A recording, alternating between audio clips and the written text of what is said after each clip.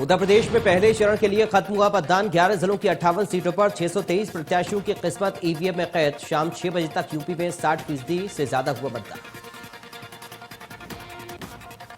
शाम 6 बजे तक पहले चरण के मतदान में सबसे ज्यादा वोट कैराना में पड़े, जबकि साहिबाबाद में सबसे कम मतदान हुआ।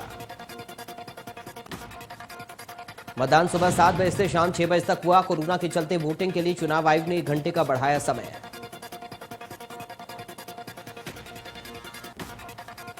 पहले चरण के लिए बीजेपी दिग्गजों ने किया मतदान। आगरा में बेबी रानी, मेरठ से संकीत सोम, मथुरा में श्रीकांत शर्मा ने डाला वोट, गाजियाबाद में वीके सिंह ने डाला वोट।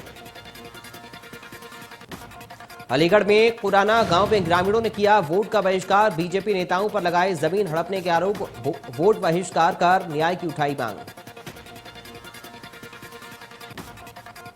11 फरवरी को पीएम मोदी का कासगंज दौरा। प्रधानमंत्री के आगमन को लेकर जिला प्रशासन तैयारी में जुटा। सीएम योगी और डिप्टी सीएम केशव प्रसाद मौर्य भी होंगे शामिल।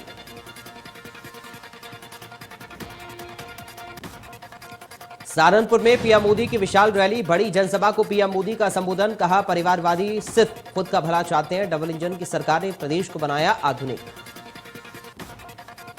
साथ ही पीएम मोदी ने कहा, कांग्रेस ने जनरल रावत के सीडीएस बनने पर सवाल उठाए थे। जिनकी सोच केवल सत्ता के सुख तक सीमित हो, वो बलिदान और देश सेवा का मूल्य नहीं समझते।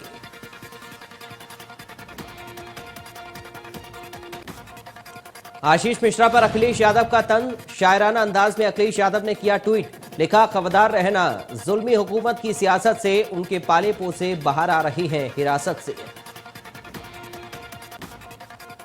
बाहुबली मुख्तार अंसारी को एमपीआर में कोर्ट से बड़ी राहत। बांदा जेल से बाहर आकर कर सकते हैं नामांकन। ओम प्रकाश राजभर की पार्टी एसबीएसपी से मिल सकता है टिकट।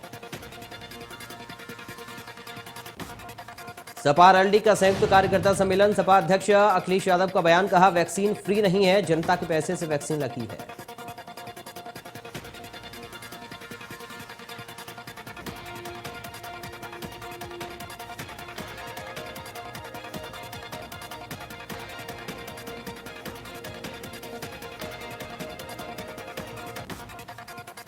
अल्मोड़ा में 11 फरवरी को पीएम मोदी की जनसभा को लेकर अल्मोड़ा बीजेपी संगठन की तैयारी जोरों पर। बीजेपी प्रदेश मंत्री सुरेश भट्ट ने कहा, बीजेपी की चुनावी सभा को संबोधित करेंगे पीएम, जिसके लिए तैयारी पूरी हो चुकी है।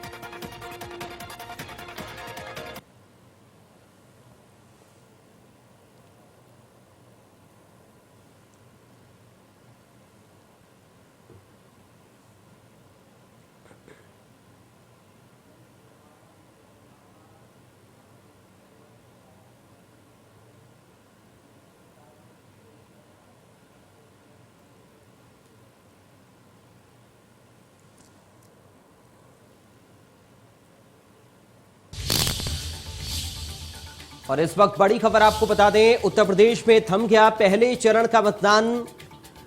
ये बड़ी जानकारी। 11 जिलों की 58 सीटों पर मतदान संपन्न हुआ है। 623 प्रत्याशियों की किस्मत ईवीएम में कैद हो गई है। 5 बजे तक 57% से ज्यादा मतदान हुआ।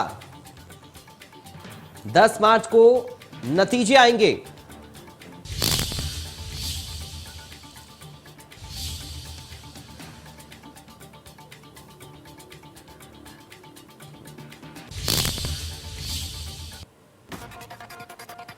साथ ही उन्होंने आम जनता से अपील की कि वो अपने पीएम की जनसभा में आएं और उनके भाषणों को सुने और उन्हें देखें। खटीमा में मनीष सिसोदिया ने किया डोर टू डोर कैंपेन। साथ ही उन्होंने आंदोलन के शहीदों को श्रद्धांजलि अर्पित की। मनीष सिसोदिया ने मुख्यमंत्री धामी पर भी निशाना साधा और कहा कि वो 6 जनहित के काम नहीं करा पाए।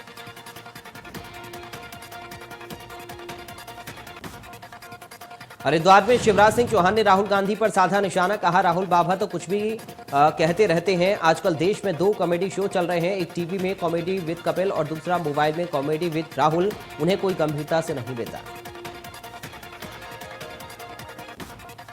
केंद्रीय मंत्री नितिन गडकरी ने कांग्रेस पर कसा तंज।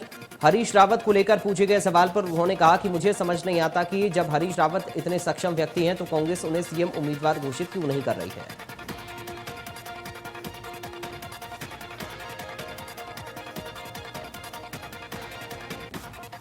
सितारगंज में दिल्ली के डिप्टी सीएम मनीष सिसोदिया ने किया रोड शो। प्रत्याशी अजय जायसवाल के साथ किया रोड शो।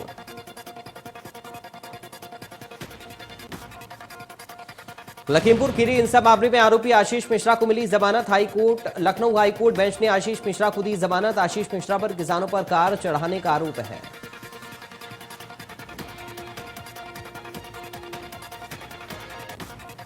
अलीगढ़ में 90 वर्षीय बुजुर्ग के जज्बे को सलाम। 90 वर्षीय दादी ने किया मतदान। छर्रा विधानसभा की नगर पंचायत छर्रा में किया मत का प्रयोग।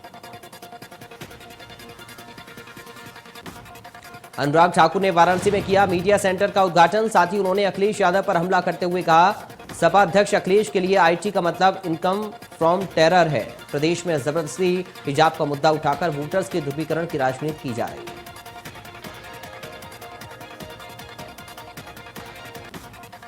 अनुराग ठाकुर ने कहा कि प्रदेश के मतदाता बीजेपी की सरकार बनाने जा रहे हैं। पिछले चुनाव में बीजेपी ने वेस्टर्न यूपी में शानदार जीत दर्ज की थी। इस बार भी बीजेपी 300 से पार सीटें लाएगी और अपनी सरकार बनाएगी।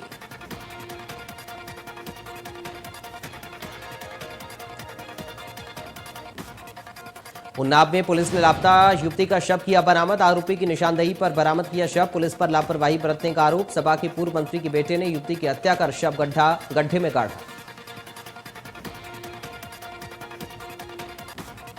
देश में कोरोना के 67,000 नए मामले आए सामने। पिछले 24 घंटे में 1,241 लोगों की हुई मौत।